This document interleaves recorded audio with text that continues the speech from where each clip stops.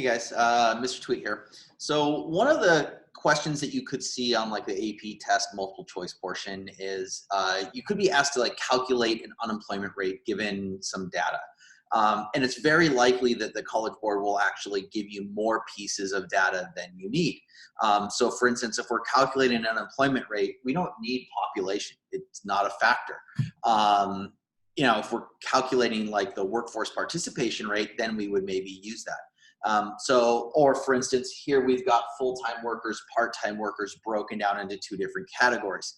For the labor force participation rate or unemployment rate, we're just going to add those together. It doesn't matter to have that, we don't need them broken up, but it's very likely that College Board would give you it that way, just to kind of throw more numbers at you, so that if you don't know what you're doing, it's harder for you to kind of guess your way to the right calculation.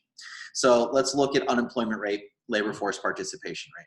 For unemployment rate, we're going to take the number of people unemployed divided by our labor force. And remember that the labor force is when you take the number, anybody who's working and anybody who's unemployed, which means looking for a job, adding those together, that gives us our labor force. So for unemployment rate, we're going to take the number of people who are unemployed, looking for work. So we've got 20,000.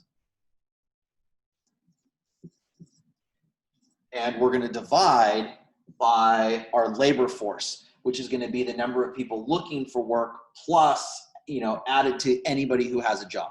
So we've got, 60,000, 20,000, that's 80,000 plus another 20,000. That gives us 100,000 total times 100.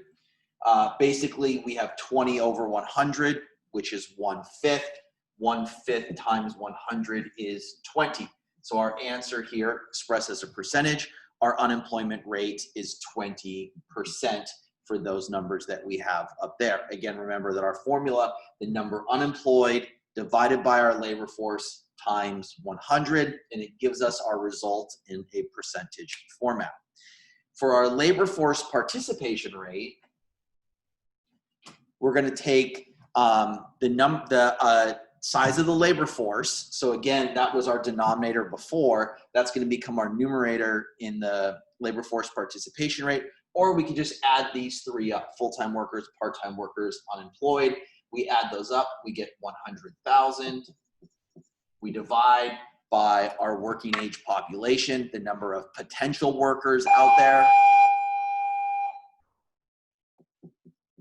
which is 125,000. And then times 100. In this case, I this reduces to 100 over 125, or 4/5. So we get 4/5 times 100, which equals, and is again expressed as a percentage, 80% is our answer for our labor force participation rate.